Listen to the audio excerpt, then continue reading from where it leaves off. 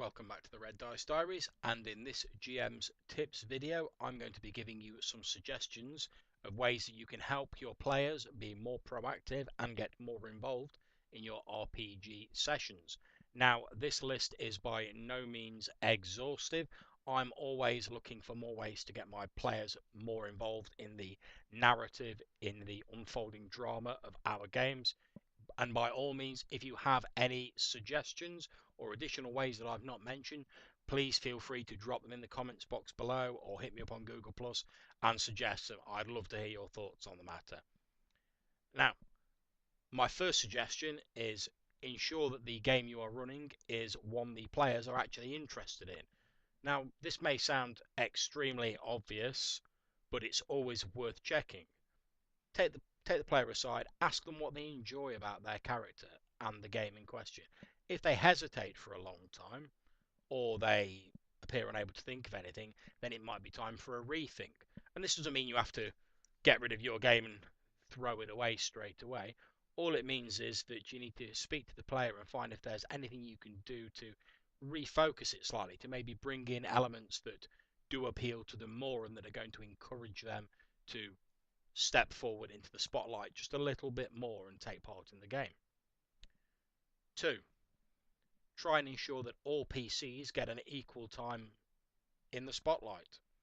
It can be very easy during a hectic game session to overlook the naturally quieter players, but try and ensure that everyone has their fair share of the spotlight, and you might be surprised at what ideas, what plot can come from these quieter players, and you might be surprised at where your game can go. Not always. Some people are happier taking a more backseat role, letting others step forward into the spotlight, and if that's the case, that's absolutely fine. However, you owe it to your players to find this out and move your game forward. And if someone is not happy with being in a background role, to draw them further into the game. 3. Use player characters' backgrounds, flaws, troubles, or whatever you want to call them in your particular system, to draw them into a situation. Since the player has come up with or chosen your flaws, then it's a good bet that you're at least slightly interested in them. By using the flaws to link a story into a PC's background, you can give them a personal reason for investing in the game fiction. 4.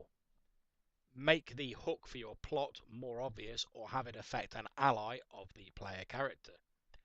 It might be, if your player character seem a little bit stumped or they're taking a back seat, that they're simply not picking up on the clues or your plot hooks.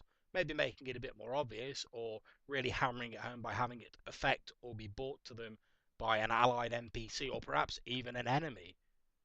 After all, desperation makes for strange bedfellows. Then this might enable them to get over that initial bump, that first hurdle, and crack on with the adventure. If all else fails, have a frank discussion with the player, and this is my 5th suggestion. Sit down with the player, possibly just the two of you, and have a quiet moment either before or after the game. Try not to make them feel persecuted during this discussion or like they've done anything wrong, but ask them whether there is anything you can do to get them more involved in the game. They might have some suggestions for you. And no matter what they say, try not to lose your cool. They're not criticising your game, they're not criticising you. They're simply responding to your request for feedback. Listen politely to everything they have to say.